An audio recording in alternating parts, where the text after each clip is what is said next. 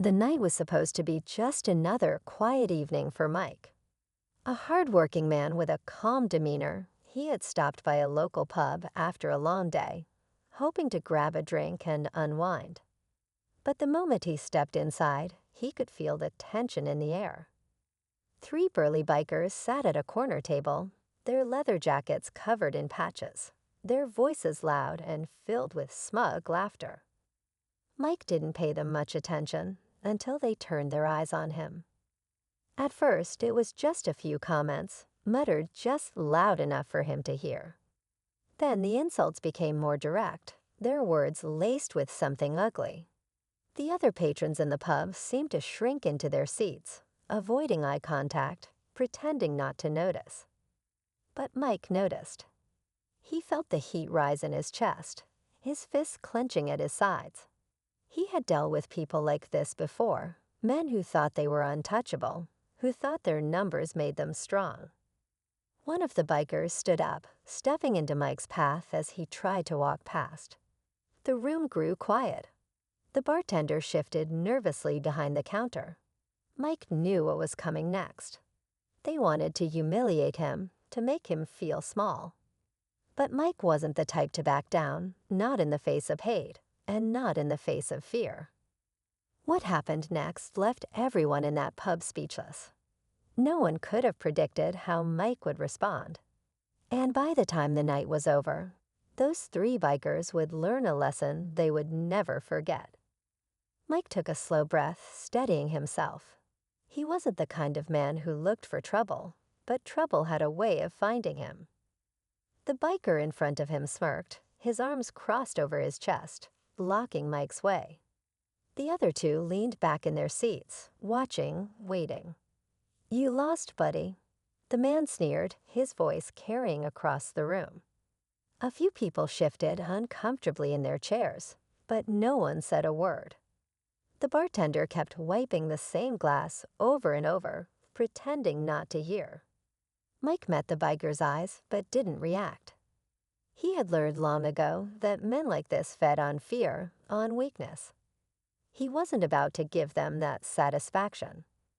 "I'm just here for a drink," Mike said, his voice calm. The biker chuckled, shaking his head. "Yeah? Well, maybe you should find another place.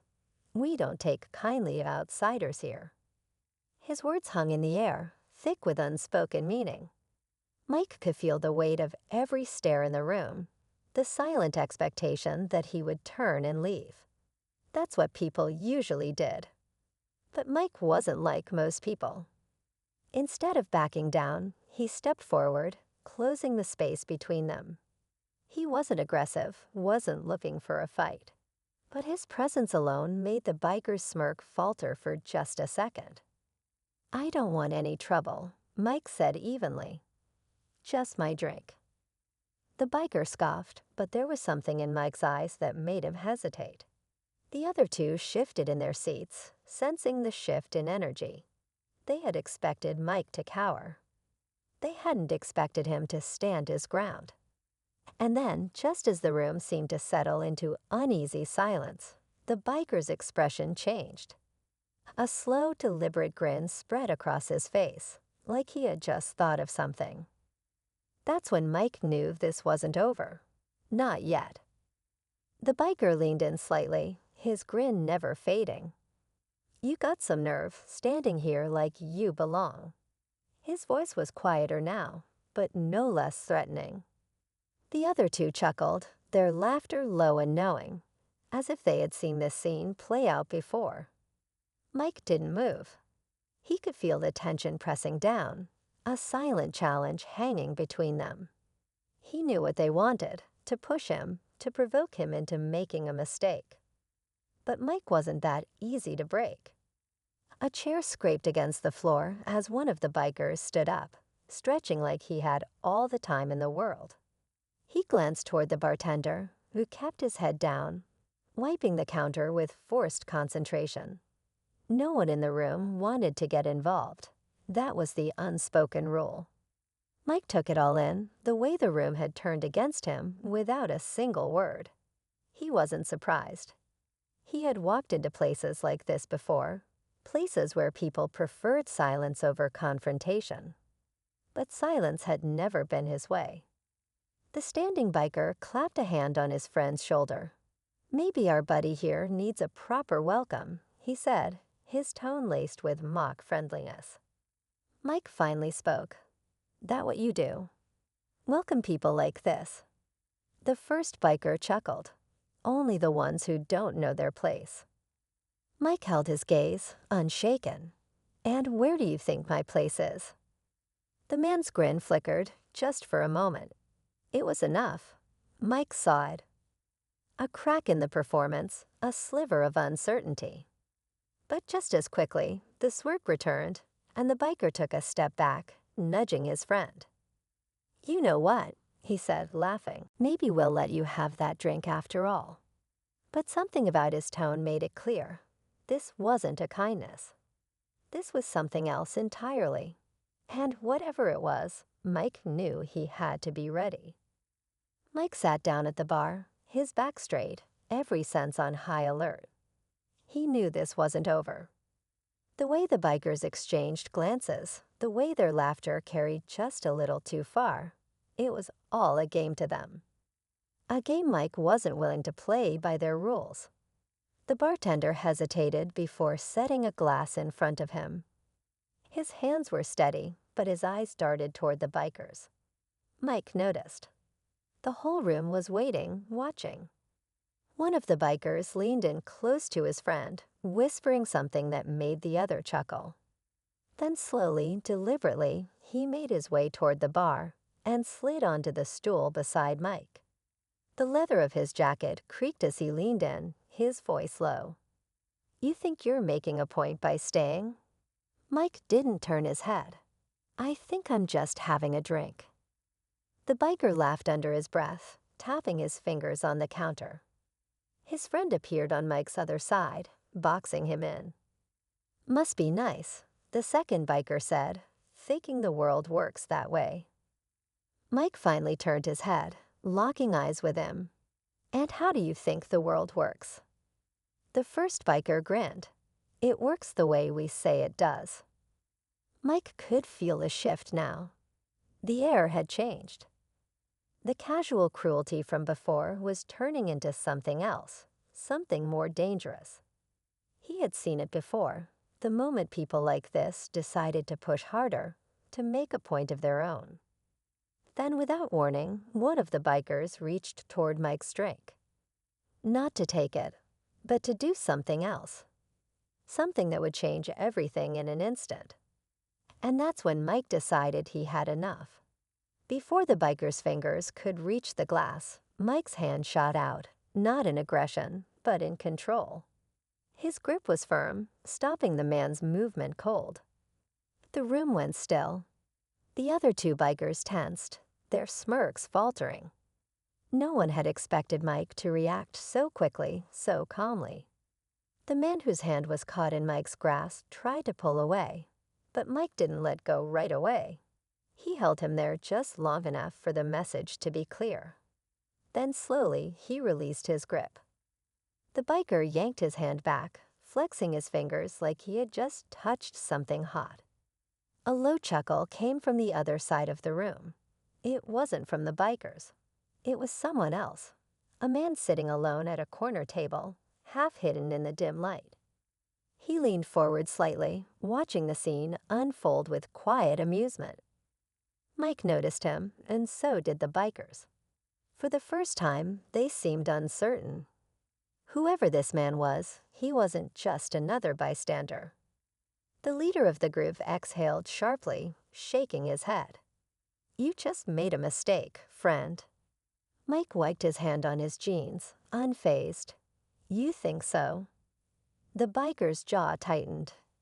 His friends were waiting for him to act, but now there was another presence in the room, one they hadn't accounted for. The man in the corner took a slow sip of his drink before setting it down. "I'd think twice if I were you," he said, his voice smooth but firm.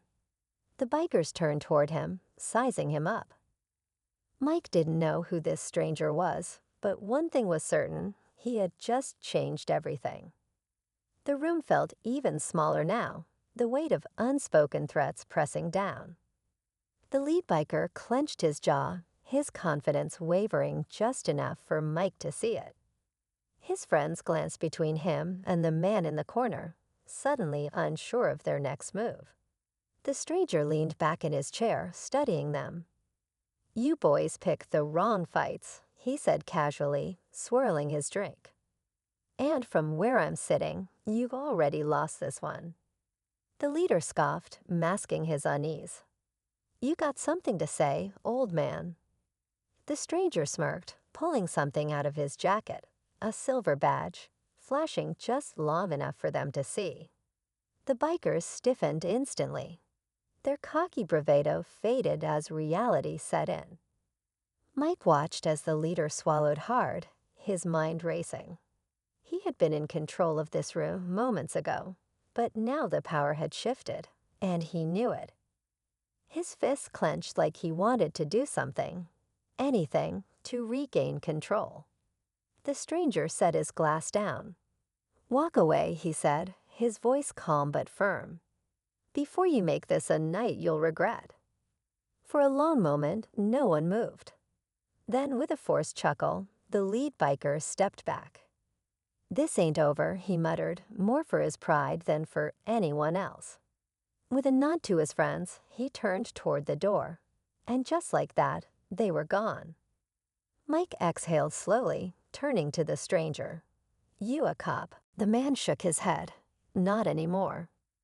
Mike studied him, trying to piece it together.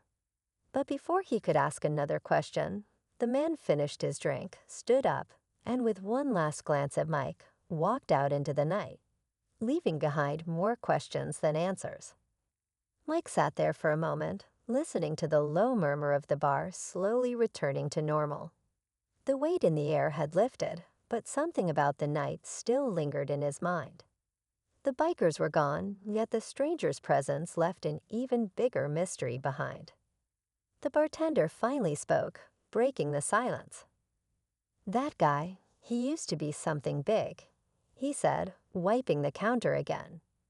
"Been around this town a long time. Doesn't talk much, but when he does, people listen." Mike nodded, his thoughts still piecing everything together. Whoever that man was, he had walked into a situation that wasn't his fight, yet he ended it like he had done it 100 times before. It made Mike wonder, was it just luck that he had been there? Or had he known something? Finishing his drink, Mike left some cash on the bar and stood up. As he walked toward the door, he noticed a few patrons looking at him differently now. Not with avoidance, but with quiet respect. Maybe they had expected him to back down, to leave like so many others before him. But he hadn't. Stepping outside, the cool night air hit his face. The street was quiet now, the sound of distant engines long gone. He looked down the road, half expecting to see the stranger again, but the man had disappeared into the night. Mike took a deep breath and started walking, a small smile forming. He hadn't come looking for trouble, but he had found something else, something more important. Some fights aren't won with fists. Sometimes standing your ground is enough.